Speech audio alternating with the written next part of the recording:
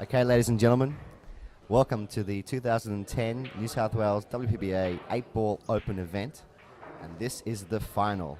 Yes, it's Barry the Mule here, and I'm joined by the lovely, wonderful, strangely unattractive Jamie Williams. Jamie, how you going, my man?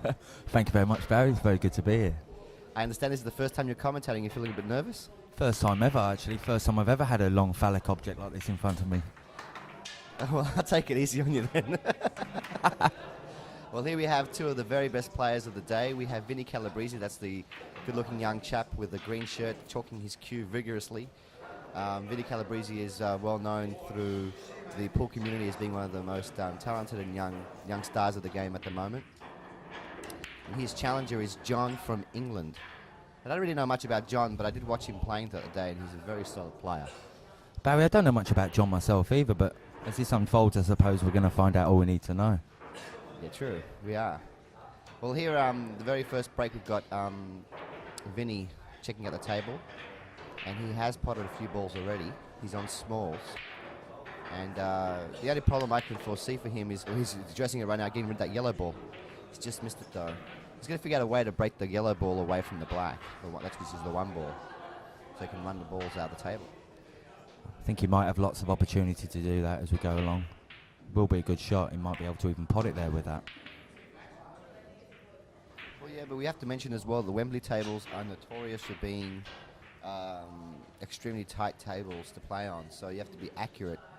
And they're not exactly the fastest tables I've ever played on, so it's going to have a lot of power to be able to move the white ball around as well to break up that yellow. You're right there, Barry, actually. He's missed it. They are tight pockets. They are. I missed a final actually on this table, the very table they're playing on now. Thinking I'd pot an easy black and rattled in the jaws there, Barry, and ended up losing the frame. Interesting. Well, there's a chance for us to see what John can do with his opportunity at the table. And he's, as we were saying, he's the big balls, the stripe balls, the high balls. I don't know, what other names are there for the big balls? Stripes? Solid, no, stripes. That's right, stripy balls. That's what we call them back home in England, but they get different names, I suppose, everywhere you go. Well, I hope just because you're from England, you're not going to be backing John. No, not at all, not at all. Actually, I don't know too much about John. I've heard Vinnie's name thrown about on the pool circuit a hell of a lot, Barry. But so his name, as we all know, Vinnie's reputation goes before him. But we'll see what kind of reputation John can give himself today. Well, Vinnie is notorious. I think he's better known for being a fantastic snooker player. But from what I've seen of Vinnie, he can play anything. He can play any type of cue sport, anything involving round balls and a stiff cue. He's good at that, from what I've heard. Well, Barry, thanks a lot for that, and I hope Vinnie doesn't watch this back. Look, even though John is in control here, well, he was in control, he still doesn't have a frame-winning chance. Until someone can figure out a way to open up that one, there's no way that either one of them can finish. And here's Vinnie, always the aggressor, is looking at fixing up that one ball very soon. He might play. I'm just wondering if he's going to... oh no, he's going for this purple here.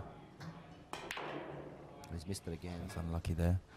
It wasn't exactly the best of angles. He had to try and force that white ball. Now he's only got one ball to work with. He's got the orange ball to work with to open up the yellow. So this will be some shot if he can nail this and get on the one. Well, he's left himself a long shot here. It's the power of being a very accurate player. A testament to how much he backs his potty. Well, he's moved it. A lot to ask even for a guy of his ability. This could be a good opportunity for John here to take the first game. It's a great opportunity. This is the thing with 8-ball that we've always discussed. Sometimes it's very difficult when you go first, when you don't have many options to you. And this is what John was doing very well the whole weekend. It was an opportunity that was, the table was open, he was finishing. Right. And then you got to take these opportunities. And Vinnie's not going to give you many opportunities like this. Especially in the first frame in the final to get yourself 1-0 up. He's got to put this away. No, that's right, Barry. He's got a good chance here to just roll this orange up the cushion, leave himself the other stripe into the middle pocket. I think he might not be as straight as that, actually, as he would have liked. I think you might have liked to be a bit more straighter in that and roll up to give himself this red into this opposite corner of where the black is, and the red? yellow. What red? Oh, the 11. I think I'm not up to speed on all the numbers there, Barry. It's been a long day. It's not too bad. He could have an angle to work with this off this yellow. Well, it all depends if the 11 ball can pop past the black in the corner pocket. It's not too difficult, but if it can't, he's going to have to come up with some shot right now. I'm not sure that There's a nice shot in the left corner there. Vreljic standing back and watching the match. Vreljic just lost in the semi-finals to John. He lost 7 racks to 4. And that was another very contested match where Vreljic was actually up 3-0. And John just came back as a machine. Very good player. Ooh. And I think I just put the commentator's curse on him there. And I really do see Vinnie just mopping this up.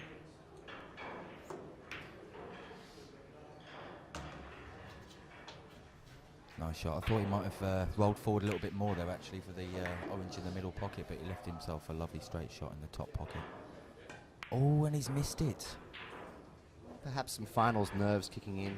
Absolutely. But I'm sure they'll get the nerves out of the way. It's only the first rack. Oh, yeah.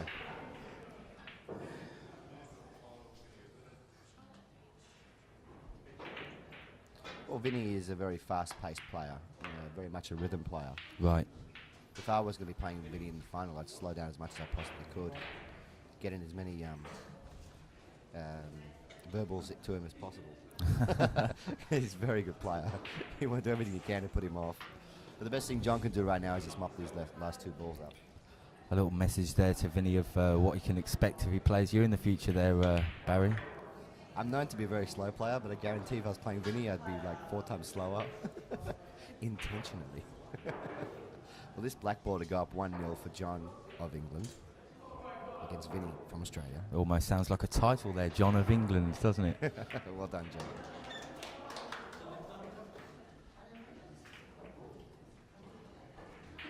So Vinnie smashing up this second rack now. Plenty of pace on the white ball, gets one in the middle pocket.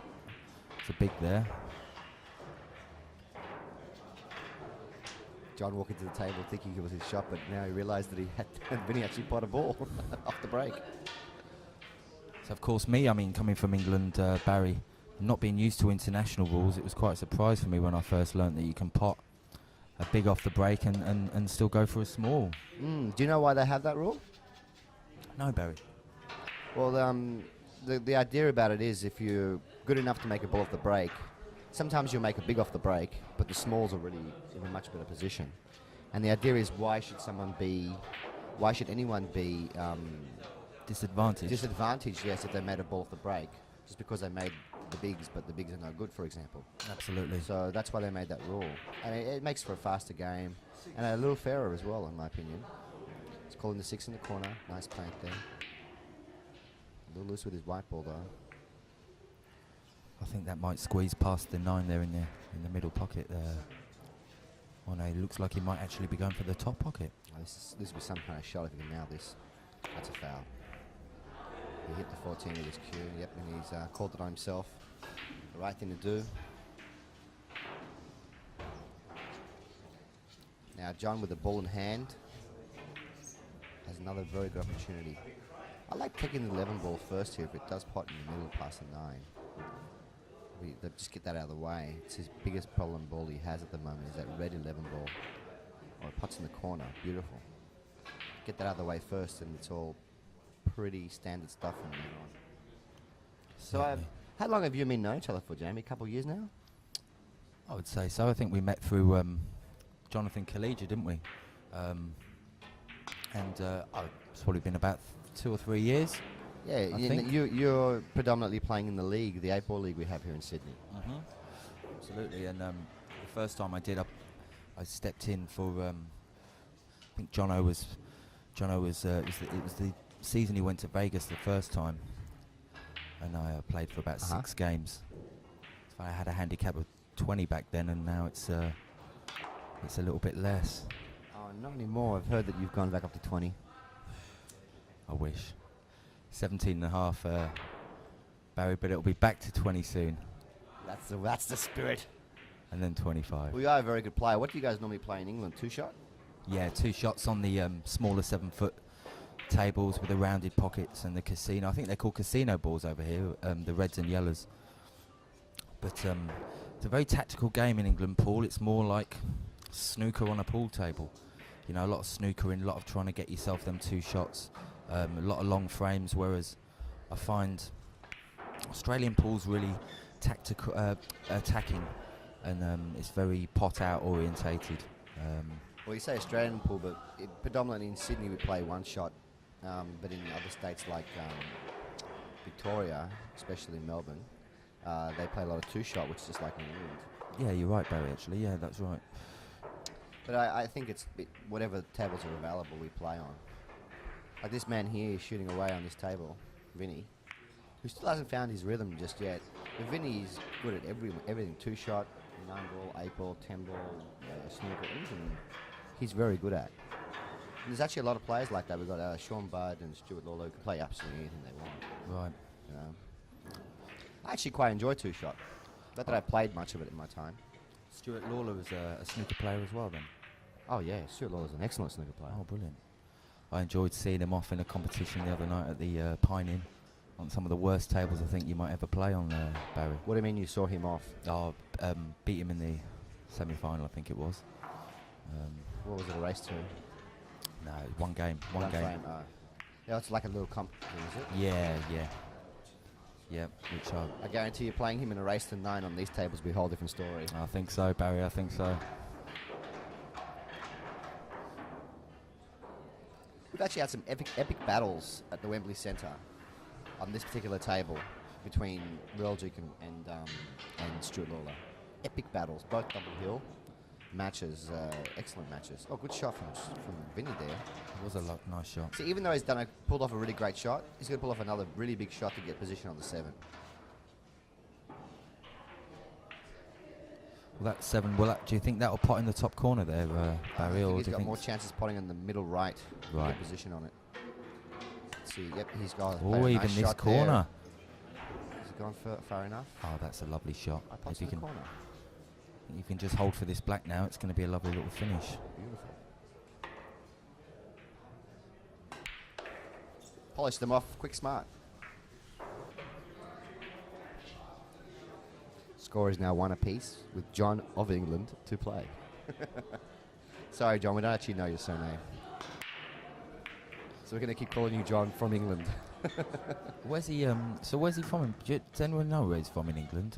I don't know where he's from, but I know that he came in with a guy called Gary Thompson. And I know that they played on the GB9 tour in England, which is a pro tour or an amateur tour. I'm not sure what it is, but they play on these particular tables over there, so they know what they're doing. So quite established players in the UK then? Well, I'm guessing. I don't really know much about the English scene. I know some players have come from that tour, like Imran Majid and people like Darren Appleton. But I don't know these two fellows. But I can tell you something: they're very strong players nonetheless. Like you, every time I see an Englishman with a cue, they know what they're doing. I was lucky. I grew up in a pub. My mum and dad ran pubs in the UK, Barry, and I was playing by the age of probably 5 or 6 on a good table. So it was a good opportunity to get young to get good at a young age. It's interesting, actually. You started playing from the age of 5. My God. I was playing in the seniors team when I was 11, 12, but then kind of took my foot off the gas for quite a few years, and I'm just getting into it back now. That is very interesting. So what was it? And you always had a love for the game from that age? Always. It started off with snooker, watching Steve Davis in the 80s and Jimmy White, and then Stephen Hendry, and then Ronnie O'Sullivan was a big. I was a big fan of his in the 90s. And I remember Ronnie O'Sullivan winning the junior pot black when he was 16. Wow.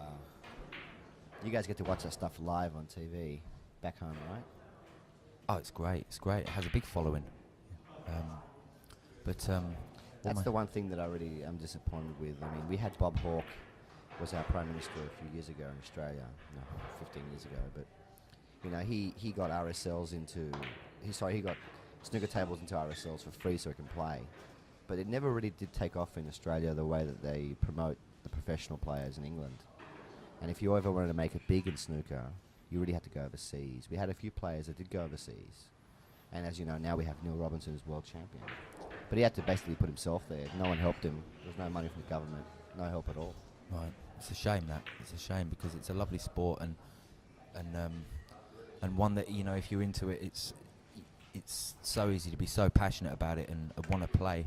It's you know how hard it is in England to get a table in a snooker hall just for an hour when the World Championship's on TV at that time. Really? You go into any local snooker club and there's lots of them, you just can't get a table because I suppose it's like going to rent a tennis court here when the Australian Open's on. Everyone wants to play tennis, you know. Well, Vinnie just played a nice shot to get himself back on that 3 ball, which was his most difficult ball to land on, and now has opened up the table nicely for a finish. I predict 2. Oh, well, I predicted wanted to be low on the 2 to go 2, 6, 7 black. But then again, the black ball I think only pots in the bottom right-hand corner, so he may want to use the 2 ball as a finishing ball. We'll see what he comes up with. I think he might play this green into the middle pocket and then just drift up the table and down to leave it similar to where it is now. Whichever way Vinnie goes, that will be the correct way. He's an excellent player. Or maybe just... See, this is the thing. Even though he's very, very quick, he still takes his time on key shots like this to make up his mind before he plays. Absolutely. He's certainly looking at this one with patience. Yeah, he's going to use the 6 as a finishing ball to get back on the black. And the black, I think, pots in the same hole that the 7 ball goes into. So he needs a good angle here. I think he's got that. Oh, he's got as much... A lot of angle here. Maybe a little bit too much. Can he switch screw behind the black? Or does he have to play underneath the black? Do you think he could pop that green in the middle with a bit of check side and have the white come between the black and the cushion? Well, that may be his only option. Let's see what he does. Oh, yes. Oh, what a shot. Gorgeous. That's a gorgeous shot there by Vinnie. Nice.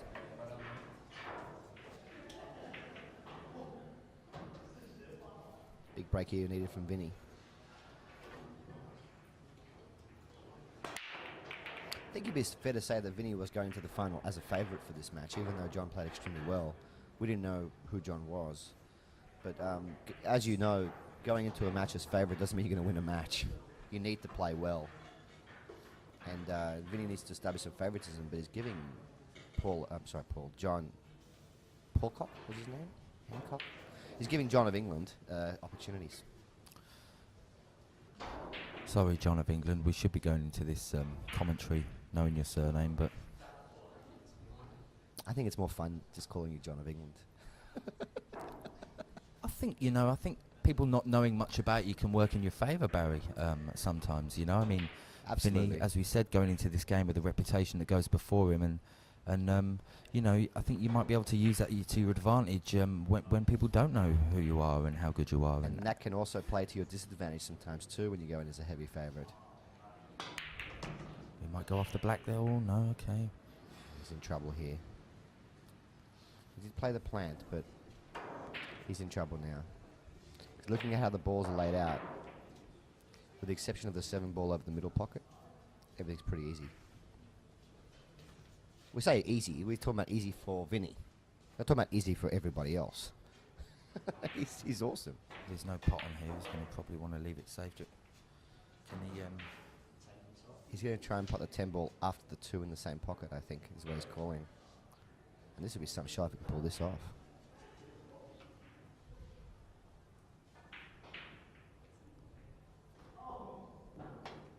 Oh, no, lovely top cut. corner, wow. What a lovely shot. Wow. Vinnie just acknowledging that's an excellent shot, especially on these tables. Under pressure like that, especially. It's a great shot under pressure. And it looks like he's using a Mucci cue. Mucci, I own a Mucci as well. They're lovely cues.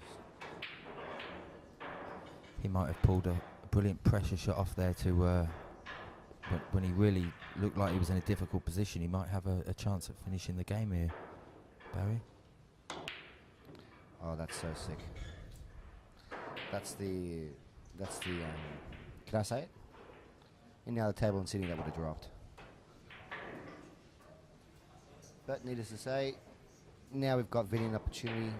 He's got to put a long range shot and get himself in line to run the balls, take a 3-1 lead.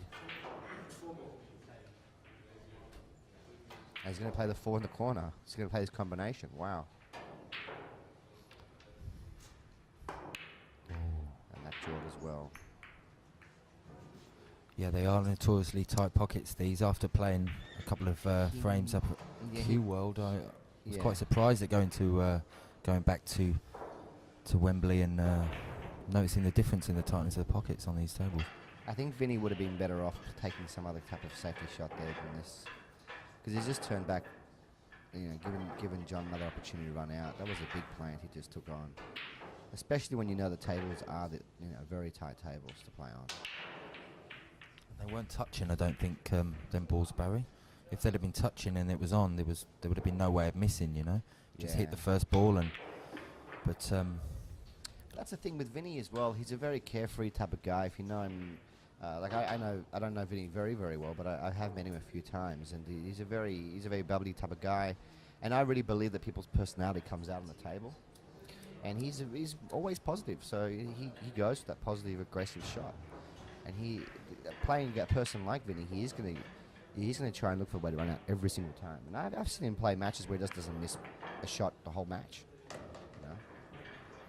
Like I said, they've been playing for the entire weekend, and it is a final, so there is added pressure there. And the fatigue also can play a role.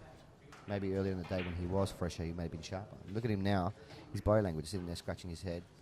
Not that he's negative or anything, just maybe he's a little bit tired. But then again, Vinnie is 21, 22 years of age.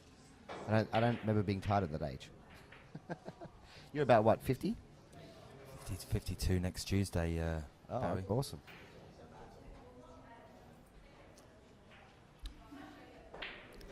I'm 31, everyone. That was a little bit of a joke there. You're 31? Really? 31. Well, I'm older than you are, so... 32 in March. But,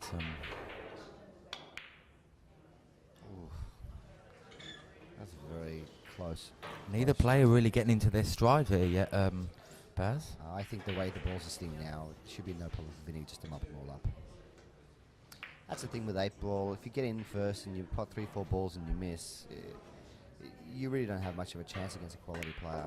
It's going to be pretty much over. Going to get rid of his 3 balls, furthest ball away. Stay close to all the balls. And looks like he might have undercooked that one a little bit there. Oh no. Still fine though. Just play for position on the 7 top corner. He's got nice play, doesn't he? He plays really nice.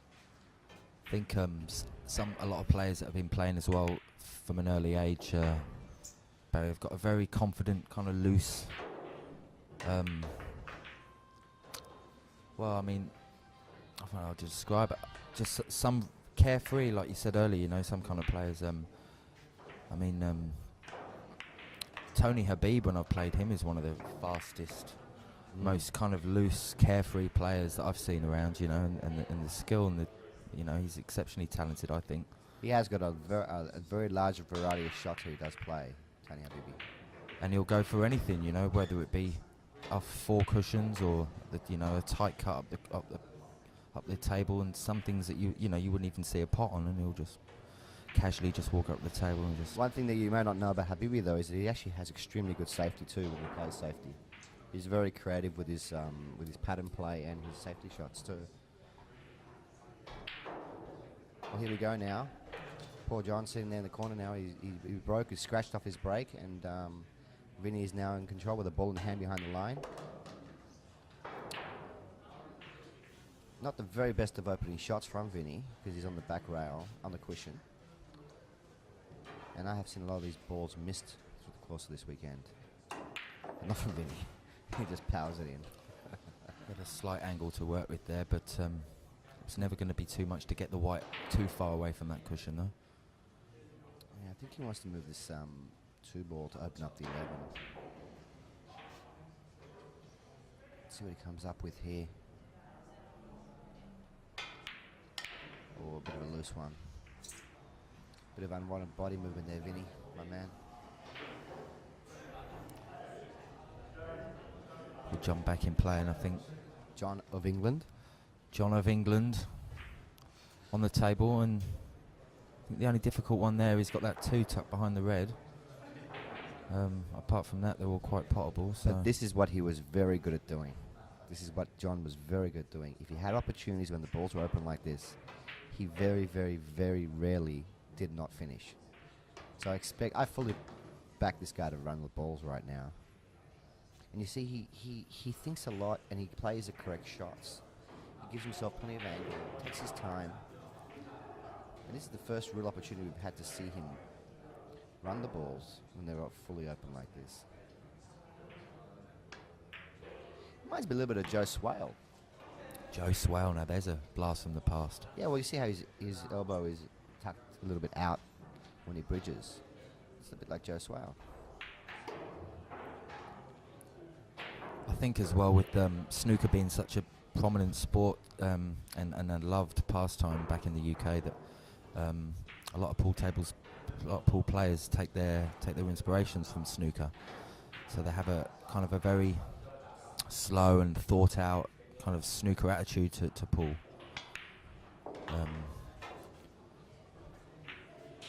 Whereas I think players in other countries, especially America, might have a very different approach to pool. Well, they grew up playing pool, and they have a different cue action altogether. If you look at a snooker player, they tend to hit the balls differently to the American pool player. Where I'm saying, actually, I got this from Peter Hanley. Peter Hanley, if you're out there, you make great cues, and he's actually a very good player.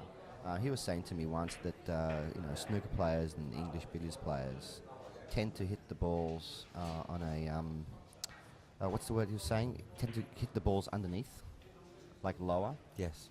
Whereas the American cue action tends to push the white ball into the cloth more. I understand. And he goes, that's the reason why we get more kicks. I didn't really understand what he was saying at the time, but when I have been to the States, I've been to the States now 3 times and watched the Americans play, they have a different cue action altogether where they do hit the ball quite hard.